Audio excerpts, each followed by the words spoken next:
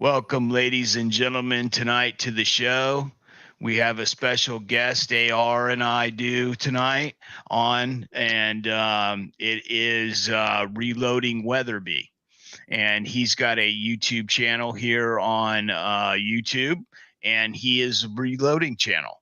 And he does a lot of the Weatherby Magnum cartridges and just a lot of the Ackley improved stuff. I've heard him talk about that, and really neat guy to listen to and very entertaining. So I wanted to make sure I brought him on the show and give him a little bit of introduction to our crowd of people we hang out with, and some of them overlap. And if you haven't heard of this fella before, I urge you to check in the description. I have a link to his channel, and pinned in the side chat, I have a link to his channel.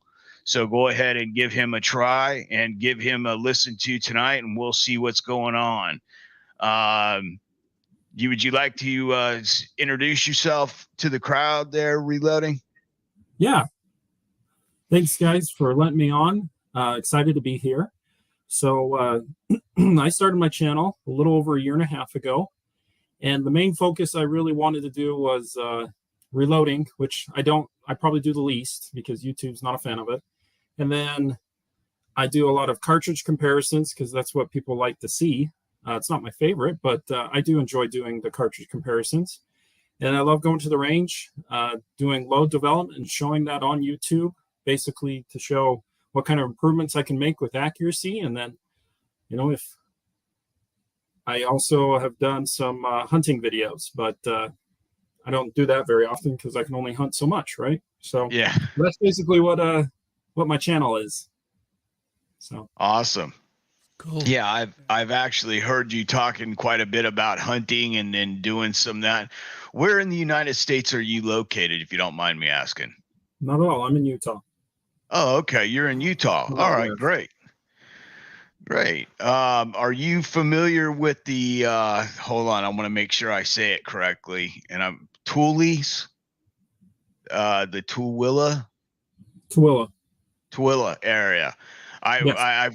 I've got a couple of friends that are on YouTube that live in the Tooele area outside of Seattle or Salt Lake City.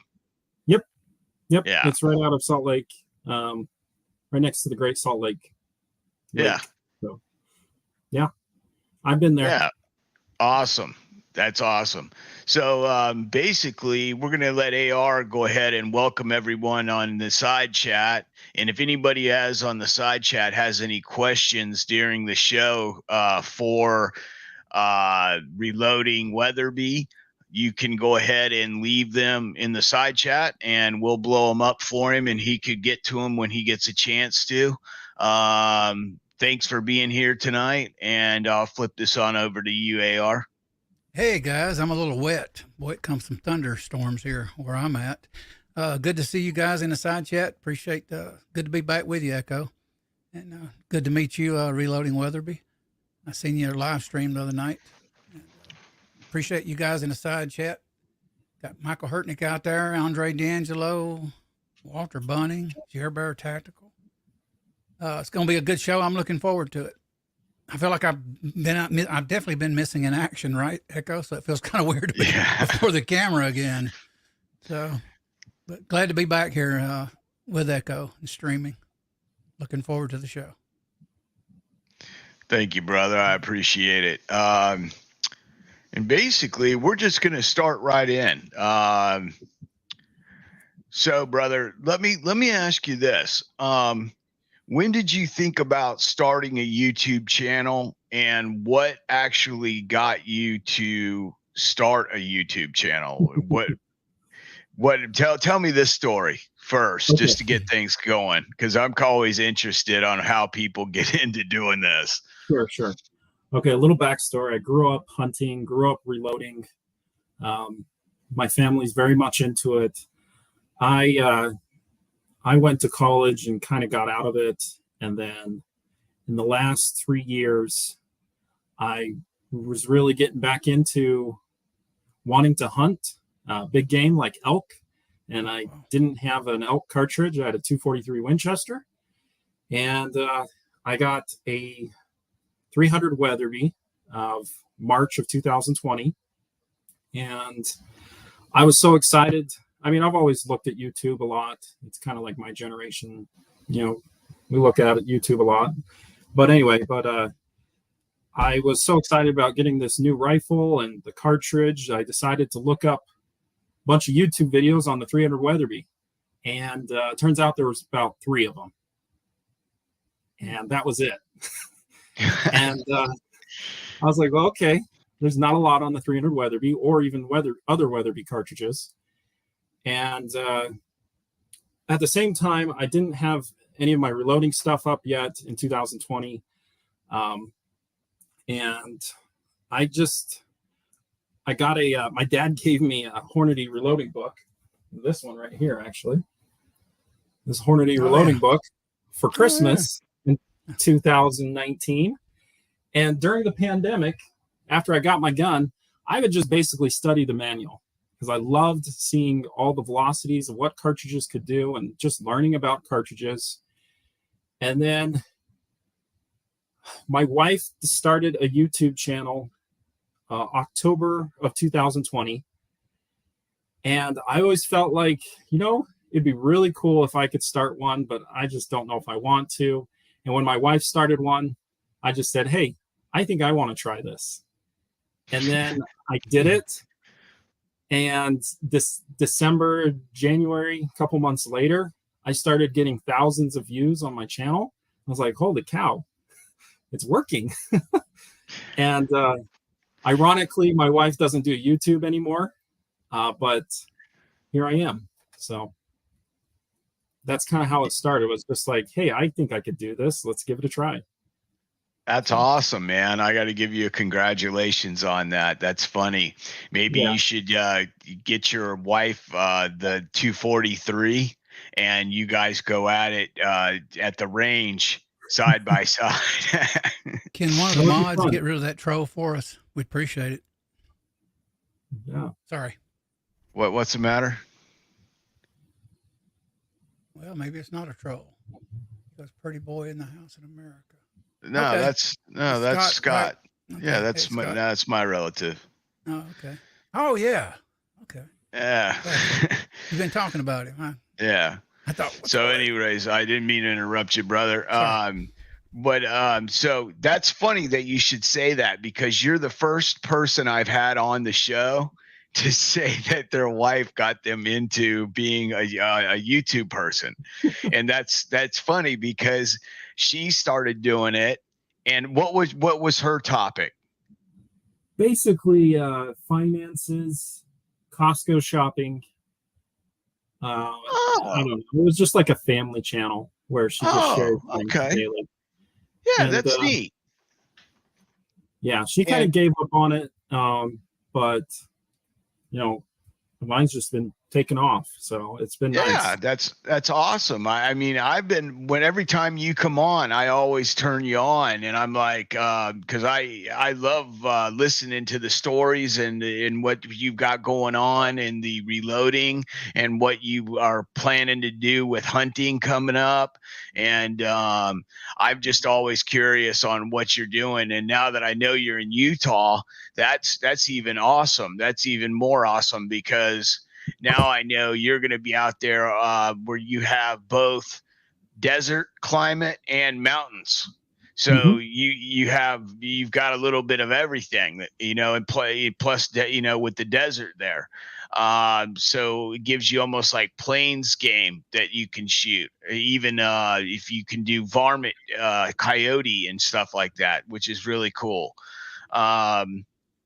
Now, so your wife got you into starting the YouTube, but now once you've got going and you've got a pretty good following, because I've checked up on your analytics and stuff.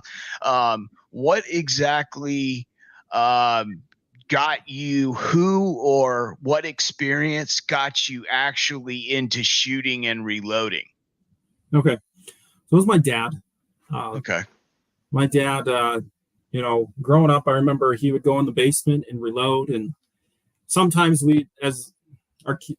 his kids would come down and help him, and I would help him once in a while. I remember hating trimming. He'd always give that to me because I think he hates it.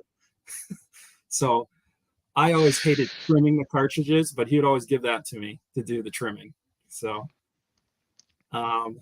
that's funny because when I was a kid, I don't have any children, but when I was a kid, I was like, I used to always think, I go, I bet he's having me do this because he doesn't like doing this, because this job is horrible. And it's like, it would always be like pulling weeds or something that was just like, my dad was just like, I don't want to do that, but I'll have my son do that.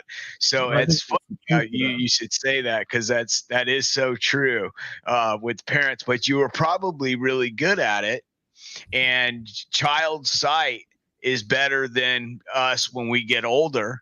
So it would be easier for you to read the trimming scale and everything, because, as I'm 50, so, my vision is less than perfect to begin with. So, I could see that very much having, great appeal, because nobody likes trimming brass. When you start talking brass prep, that's what I say separates the men from the boys, because that's where you either do it or you don't do it. And if you don't do it, you usually don't stick with reloading. So it's funny to hear that story. I'll be honest. I like trimming more than other parts of reloading now. Oh, cool. That's awesome. So, are you annealing right now, or are you going to get into annealing?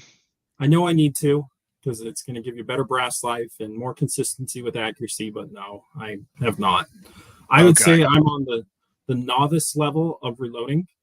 I've done it a long time, but I'm sure both of you guys are much more experienced and more knowledgeable as well. So, but time always teaches you, and I think that annealing is a definite improvement on brass life and consistency.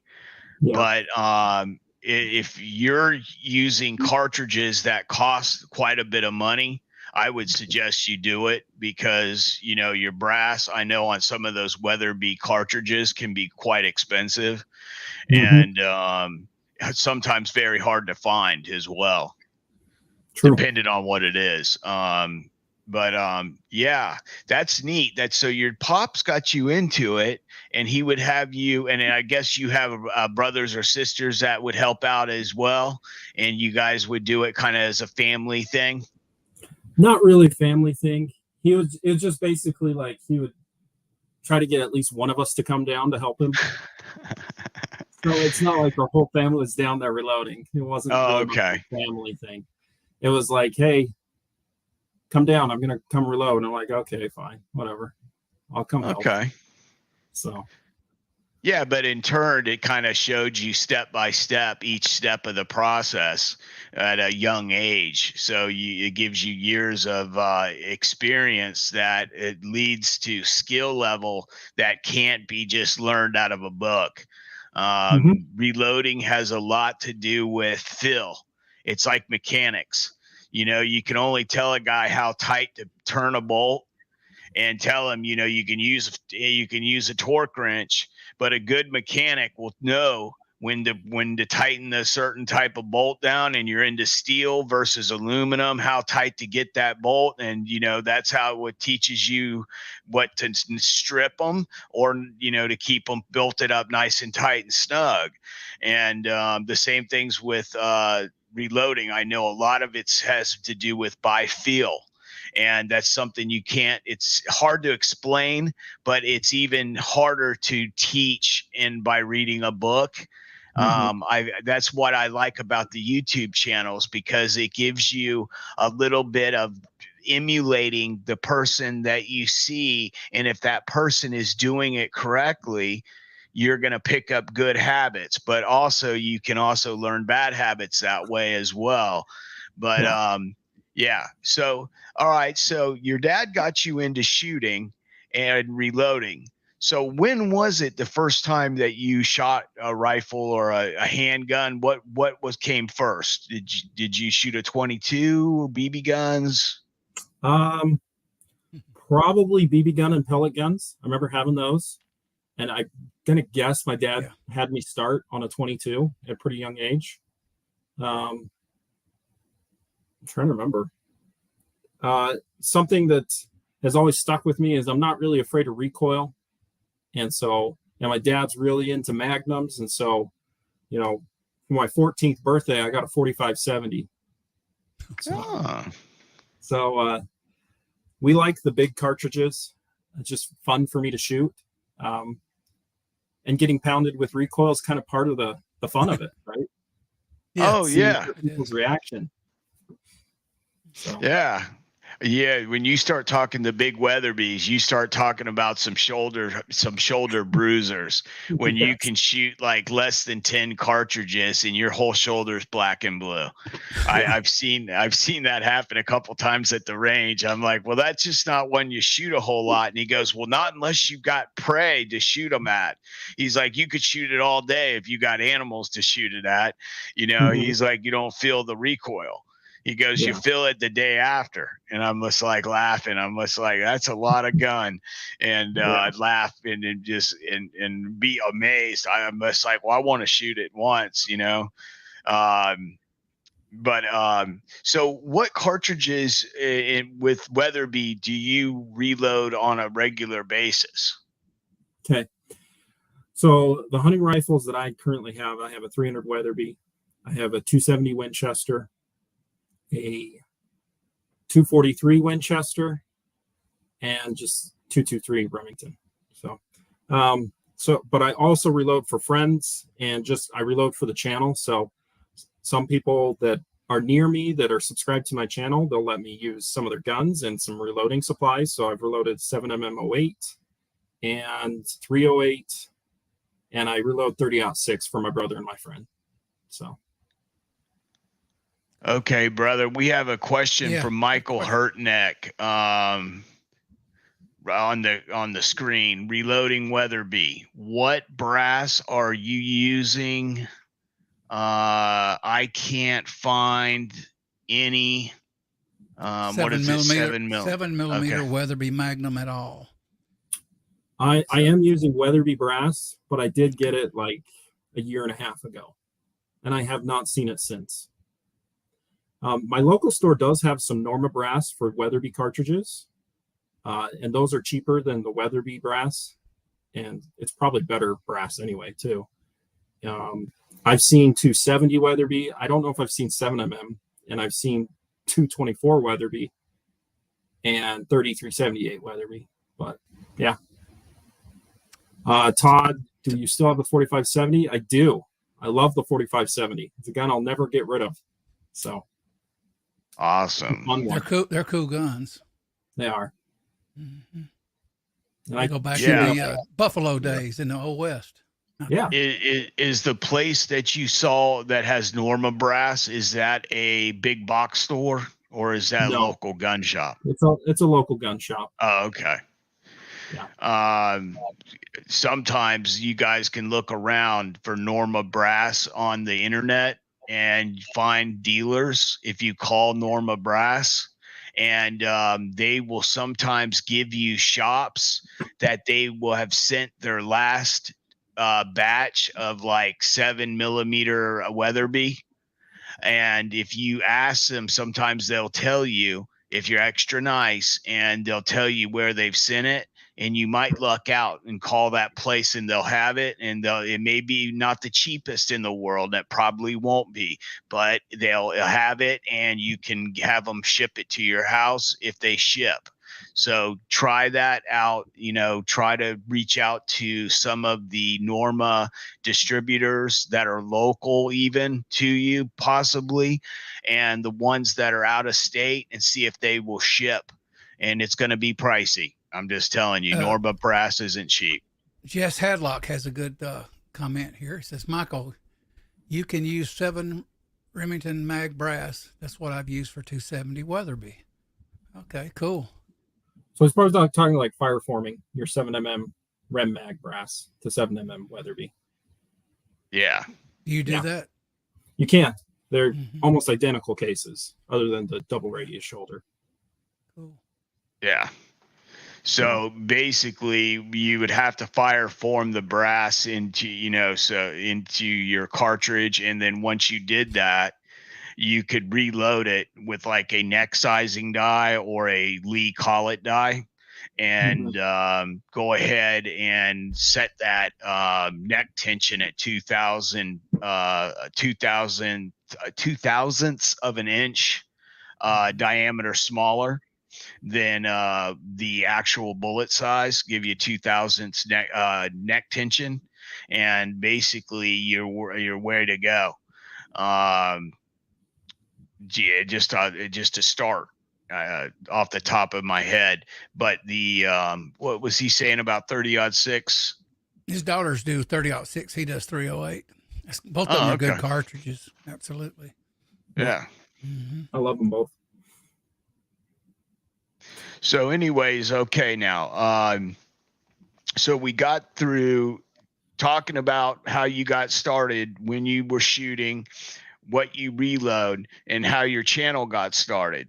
Now, how does your family? Do you have children, and do you bring them into your sport at all? Absolutely. Yes, I do. Awesome. Awesome. So I've had my kids started shooting 22s at like age 5, just to get them used to being around guns, to know the fun, and then also the dangers of rifles or firearms, right? And but yeah, my 9-year-old son has shot a 270 Winchester. He didn't really like it, but he shot one. And Awesome. yeah, he loves shooting the 223 that I have. I have a bolt action 223. He loves shooting that. He loves shooting the AR. Loves the AR. And yeah. So yeah, the AR is my personal favorite rifle. Me and Eugene Stoner go way back. I built my first one in 1984. And I've really thought quite a bit about the rifle ever since. Me and my dad built one in the garage at my house where I grew up. And I remember that rifle. It was with us for 25, 30 years. And it finally went on its way, and it paid for my 2 years in college, and a little bit of money for spending, because it was a fully automatic. You did 2 years of college? Yes, I did. What did you major in? Or what was you? I majored in, I don't even want to get into that, but yeah, I did political science, and we won't even get into that. Yeah, I don't want to even talk about it. All right. So yeah, we'll skip that, and we'll laugh about that as we go ahead, and as a useless topic subject. All I can say is listen to what your student advisors are telling your children, and make sure that sounds sound to you before you let your children pick what they're going to be spending quite a bit of money on. You know what I mean? Make sure, maybe a junior college. I'm just saying, not state universities are wonderful. And if you can get a scholarship, just pick something decent. That's all I got to say. Something that'll get you a career, not. Well, yeah, something that'll make you money. That's if that's what you're going after. If you're going after something, like musical and stuff like that, and that's what you want to do in a career, that more power to you. I support everything everybody wants to do. That's what's good about America. You can do anything you want. Guns, YouTube, reloading, Magnum cartridges. Build guns. Rifles. Build guns. They can't stand it, but we do it anyway. Yeah, well, that's just because we've got a certain individual in the presidency right now that's not a big fan of guns, but with the good comes the bad sometimes as well. Tommy Boy jumped in. Good to see you. Hey, Pony. So we got you into reloading, and now hunting. I know you're a big hunter, and you hunt some big animal, big game. So how did you get into that? And now, was that your father as well? Did he kind of get you into shooting and then kind of into hunting with him as well? Yes. Yep. So All growing right. up, we did everything from like duck hunting, pheasant hunting, grouse hunting, to mule deer hunting and elk hunting. And this year will be the first year I ever go antelope hunting. I'm going to Wyoming to do some antelope hunting. So Wow. gonna try out the 270 Winchester. So Awesome. Absolutely awesome. And then doing it with the traditional plains cartridge like the 270 Winchester. That's yes. that's like putting a cherry on top of the cake. That's awesome. That, like the original plains cartridge, the 270. I love it. Now, if you could, the 270 Winchester is the original, but have you thought about bringing a 270 Weatherby ever? Not really. I those are just a little too expensive. You know, Yeah. I'm a Weatherby fan, but I'm a poor Weatherby fan. So Ah, I would get a van. I'd have to get my Weatherbys in a Vanguard to be able to afford them. As you know, Mark Fives are quite expensive, and so yeah, the 270 Weatherby is kind of off the table because it's only offered at a Mark Five. okay. All right. I was unaware of that. I'm not a big, huge Weatherby. I'm a fan and of Weatherby and what he did, what he's done with cartridge improvement and the big magnums, but I'm not knowledgeable on them because I grew up in Florida, and basically our longest shot is 100 yards. And most of the time growing up, I used a 12 gauge shotgun with either bird shot for, small game and birds to, buckshot for deer during deer season. But I've always been impressed by the Weatherby cartridge in the name because of African safari hunts. Yeah. And Weatherby's been a known name in this African safari hunt and plains game hunting in Africa since the turn of the century. And or I should say, the 19th century. But Yeah. The bottom line there is Weatherby, there's a lot of heritage in those big Magnum cartridges, and they've been around for a long time doing it. The Mark V is an absolute gorgeous gun if you've got the money to drop into a rifle like that, because a lot of people they don't understand. They're like, oh, you go and hunt. I'm like, you don't believe how much hunters put back into the local economy of where you hunt at. You've got to have a rifle. You've got to have permits. You've got to have a vehicle. You've got to have either a guide or you're a do-it-yourself deal, and you've got to plan for that. Your lodging, if you're camping, there's thousands of dollars involved in hunting, and that's what preserves our conservation of animals. I'm not a hunter, but I'm a huge supporter of it, because if we didn't have hunting and guys that were willing to pay for that and pay the tax when you buy a firearm or you buy ammunition to help conservation, then we wouldn't have any animals to hunt. Basically, hunters are the number one priority people in making sure animal management is done correctly and that the animals are cared for and not neglected. And that's why I'm always a big supporter of hunting and keeping our ecosystem balanced.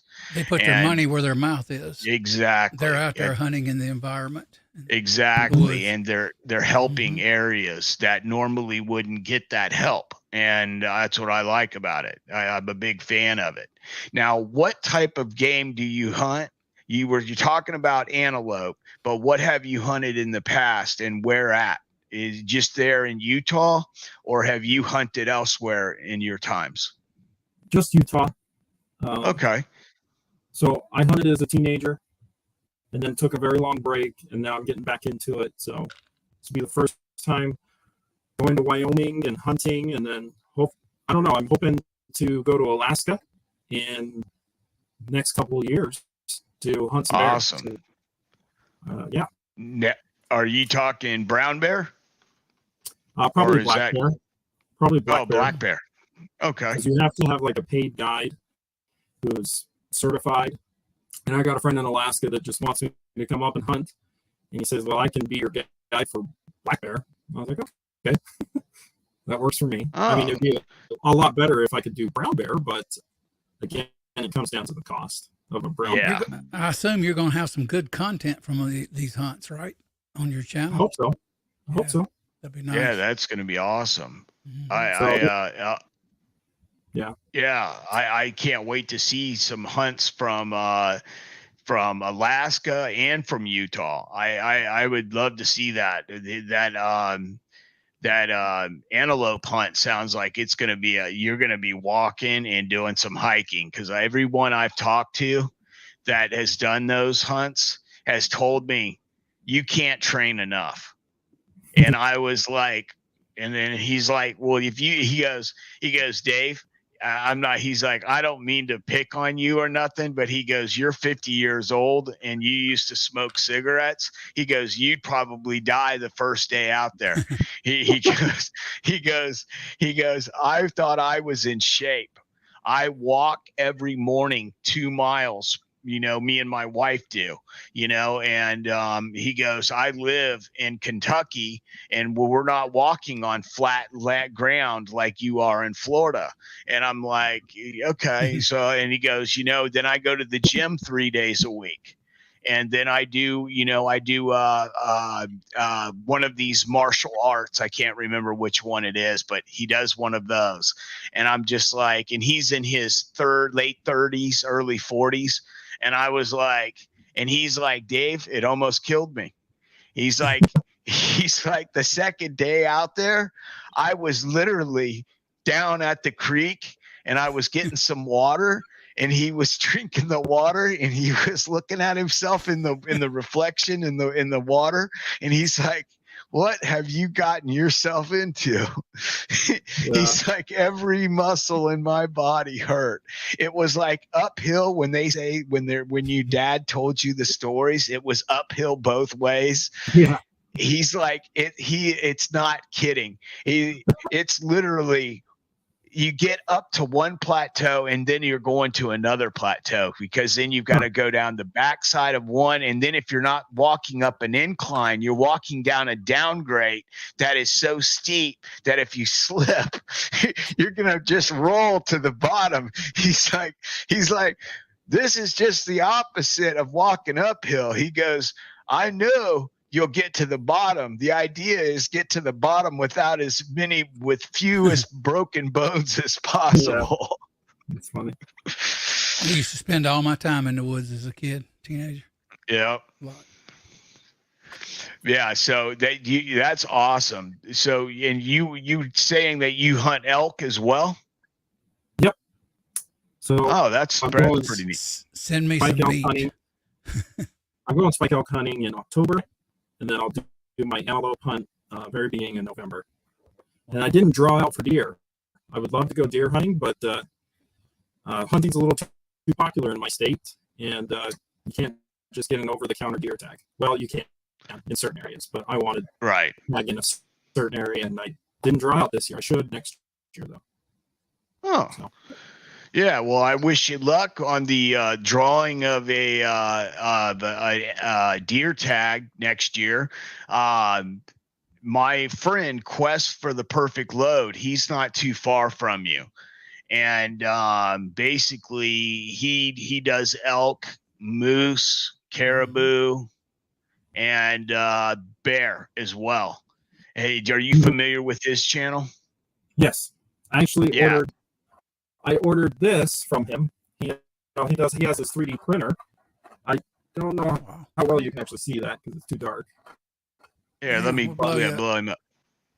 Basically, it says Reloading Weatherby. On the top, it has Oh, 300 okay. Weatherby mag. And so it's just an ammo box, but Awesome. it's an ammo box Yeah. for me. Yeah, and I didn't want to bring up Quest. If you guys haven't heard of Quest for the Perfect Load, go ahead and subscribe to him. He also is a 3D printer and runs a small business selling his 3D printed items and does custom stuff for people, and also does like he was showing cartridge shell holders, case holders, and he does a few other things as well. And check his channel out as well. Yeah, go ahead, AR. I'm sorry. Seeing as we're not asking questions at this moment, we got some good people in the side chat I wanted to acknowledge right quick. Got Elfster out there, Idaho Rogers, Michael Dunn, Michael Hurtnick. Good to see Elfster. Hadn't seen him in a while. Anyway, let's get back to it. Okay. I appreciate it. Yeah, I hadn't seen Elfster in a while either. I saw him pop in there in Lakeview. Nice seeing you back over on our channel, brother. Good to see you, Lakeview. Absolutely. Always a pleasure, Andy. 79Z28, my quarter mile man. He's like, I live life 1/4 mile at a time. Bam. Nice. With a 79Z28. I love it. He's got a race car. He's not just a regular 79Z28. He's got a drag car. Nice. Yeah, and he is also the zinc guy. So if you ever want to do zinc bullets, that's the guy to talk to. Mr. Zinc is what we call him, and Andy's a great guy. But yeah, so we've got through all types of hunting. We got through your reloading, your YouTube channel. Mm-hmm. Now, well, I was going to pull a joke, but I floundered on it because I got the punchline. I started getting a little dyslexic. Hey, when we do an interview, we don't have to just be rigid. We can float to the side chat, talk to you guys, and talk to our guest. It'll be a good time. So. Yeah, no. What I was going to say was what was that thing that people were selling back in the 90s and the 2000s? And they would come on and have you ever heard of, and they would say the name, and as soon as you hear the name, you would be like, oh man. Don't know what you're talking about. Do you know what I'm talking about? It was kind of like one of those pyramid deals. And I guess, and it's like, have you ever heard of, and like women would have their friends and men would have their friends over, and they would all be sitting around having a cocktail or playing cards or something. And they would say, hey, have you ever heard of, excuse me. And it was just funny. I was trying to make a joke, and as usual, I put my foot right in my mouth because I couldn't remember the damn joke. And I can't even think of it either. Yeah, you know what I'm talking about, and it would be. I know what you're talking about. Yeah, I just can't MLM. think of it. What is it? MLM. MLM. No. I don't know. No, it was. What? Trying to remember for the life of me. What category is it in? It was like they sold living products. Living products. Like, you could buy little gifts for your mom or dad. Mom, you could get your grandmother a little sewing, like needle point thing in there. You could get kitchen things. Reminds me of Ronco. When Ronco, but we're talking 60s and 70s Romco. Yeah, I know. In the eggshell egg scrambler, I remember that. But no, I was thinking of it was something that was Amway. Have you heard of Amway? Oh yeah, that's what I was gonna. And you got to joke about that. Everybody can laugh about that, and that's what I was trying to. That's it, all that work for that little bit of a humor. I swear. You made more money in Tupperware back in the day than you did at Amco. Amway, yeah. Tupperware. The ladies used to make a killing in the Tupperware thing. My mom sold that stuff. I told you that, and now you can in Glock. He made a killing in Tupperware.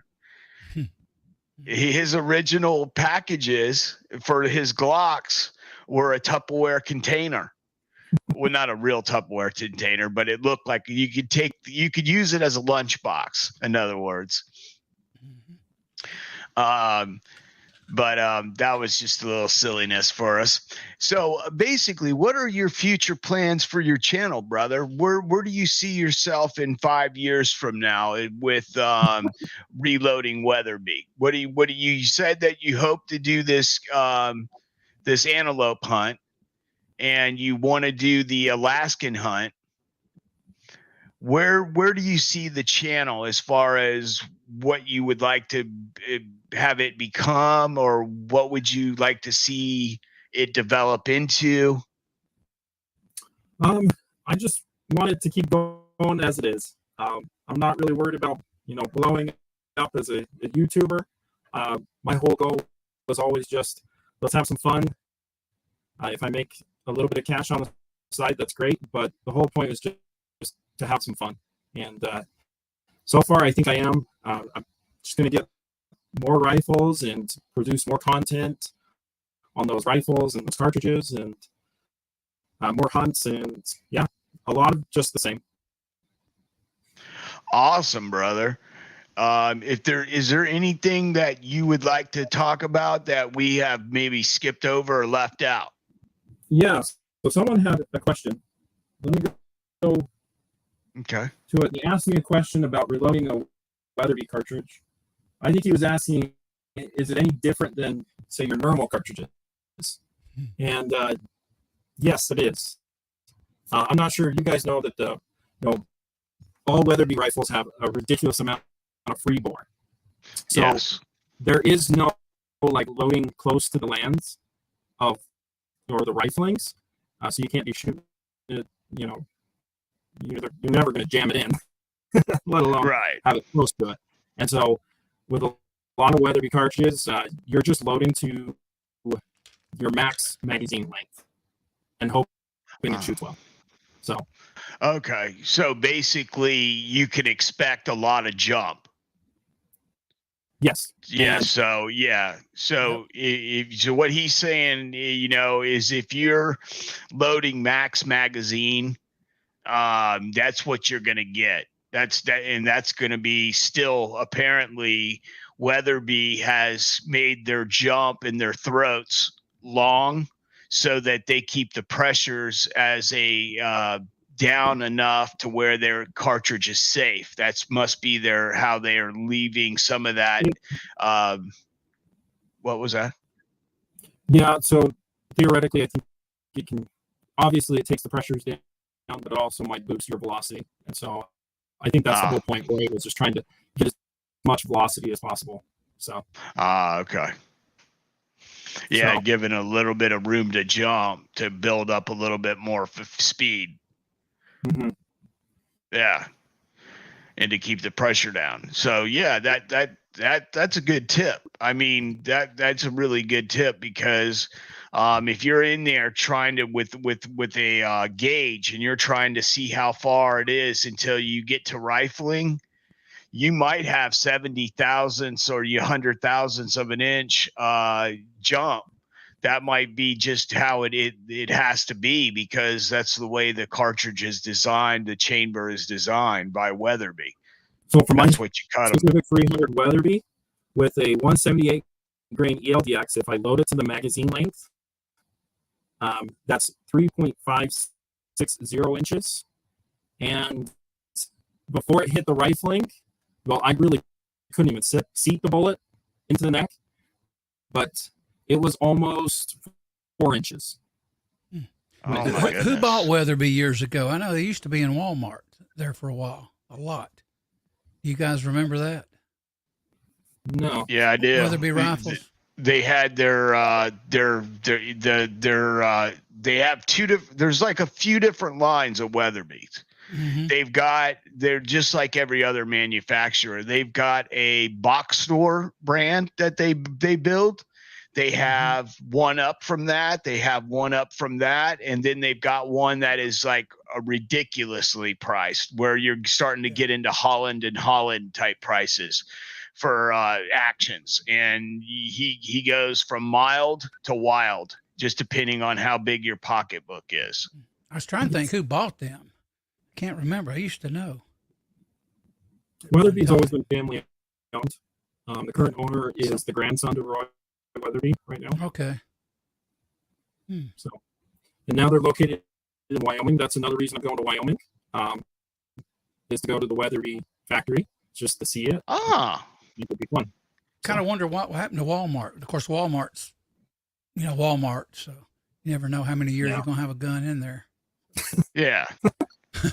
They probably did a deal with them for so many rifles, and because I remember only few stores carrying Weatherby, and for the most part, they had a lot of the rifles that were the lower end rifles. But if you had to find one that was a high end rifle, you had like 2 different shops you could go to, and they would have your higher end Weatherby rifles and actions.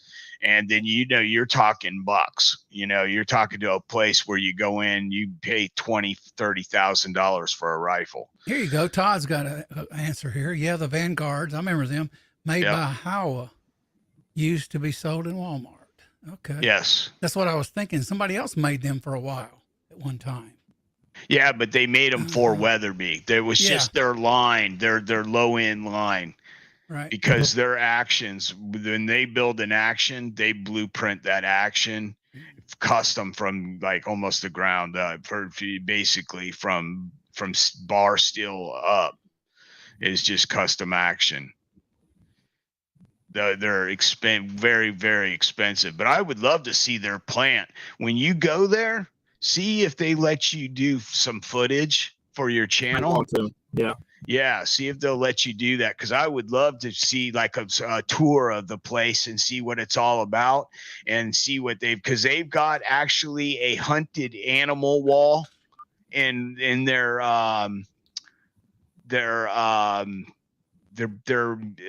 business shop, where they actually have animals that have been taken with Weatherby cartridges on a wall with the taxidermied heads of them and animals. Yeah, so that is pretty neat.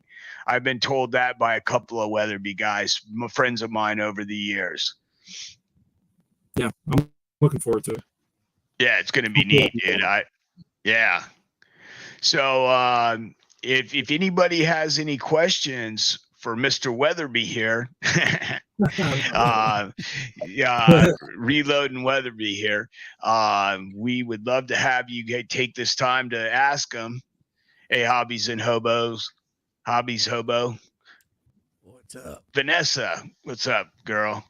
So basically, we've covered where you're going to be in 5 years. What you're doing is you just want to just stay doing the same thing you're doing. And then what happens with your channel. It's going to grow, and we're going to help, get you out there and seen by some other people that may not have known about you. And hopefully that, gives you a little bit bigger spotlight on who's watching your channel. I hope to gosh that everything continues going positive in a good direction for you.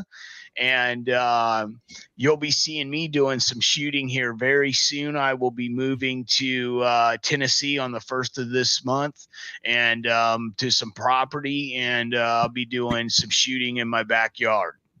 So we'll be having fun with that. Yeah, that's awesome. Yeah, dude. So yeah, it's going to be neat. I really enjoyed having you on tonight, Austin. I really appreciate it, brother. I'm going to continue watching your channel. And remember, if you guys haven't gone over to Reloading Weatherby's channel, I have his link to his channel in my description box and in the comments section. Go ahead and click on over there and give him a view and see what he's about, and subscribe while you're over there and leave a comment. But I appreciate having you on. Enjoyed it tonight very much. Is there anything else that you'd like to throw in before we shut it down? Yeah, I'll answer Todd's question. He's asking when's my next live chat. Probably later this week. So I'll try to do one a week.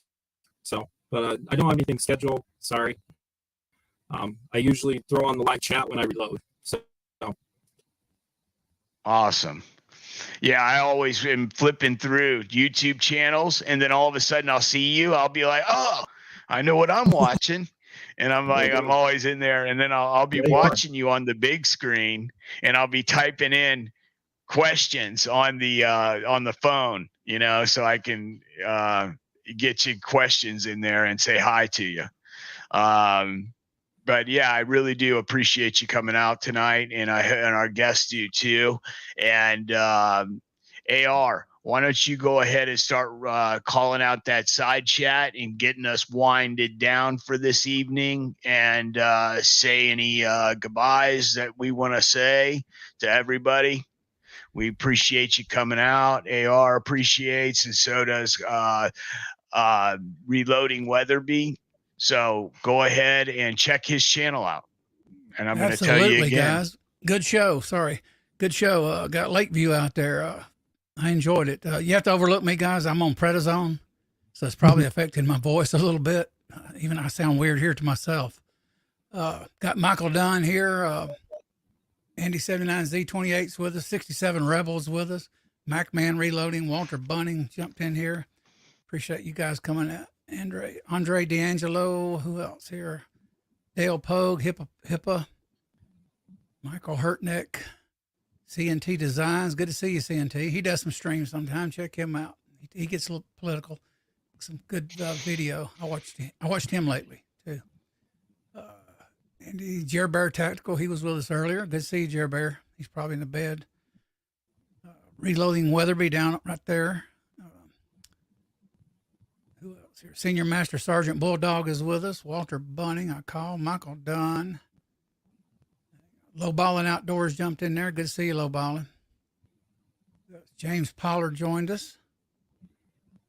And Jess Hadlock. And your, I'm not to his name right. What's your cuz? Is it a cuz?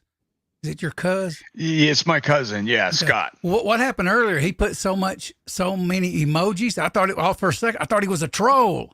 No, I don't know why. for a split second, I went, "We got a troll here." No, but, he may have sat on his phone. Yeah, I know Uncle Jim does those emojis. Boys, was a whole line of them. But anyway, Lakeview Outdoors, good to see you. It's been a while since we've seen him. Chris from the 740s joined us. Idaho awesome. Rogers jumped in there. Hadn't seen Idaho in a while. Dale Pogue. God, I feel like I can't even hardly talk tonight. Uncle John's with us. Good to see you, Uncle John. Who else? Lakeview Outdoors, Senior Tommy Boy joined us. Good to see you, Tommy Boy. Appreciate you dropping in here. Todd Simonson. Hope that's right. Elster's Rifles and Reloading jumped in there. Check him out. One guy joined us. Who else here? Lakeview.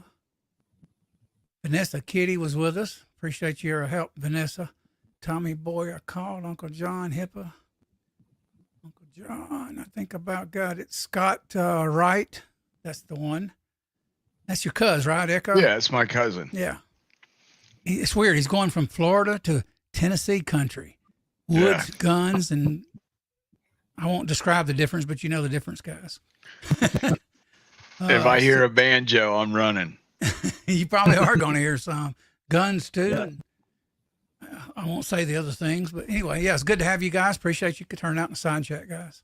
And appreciate you coming on Reloading Weatherby. Good to have you on. Thank you. Yeah. All right, ladies and gentlemen, you have a blessed night, and God be with you, and take care of one another, and take care of yourselves, and always shoot straight. And on that note, have a good evening. God bless. See you all later. See you.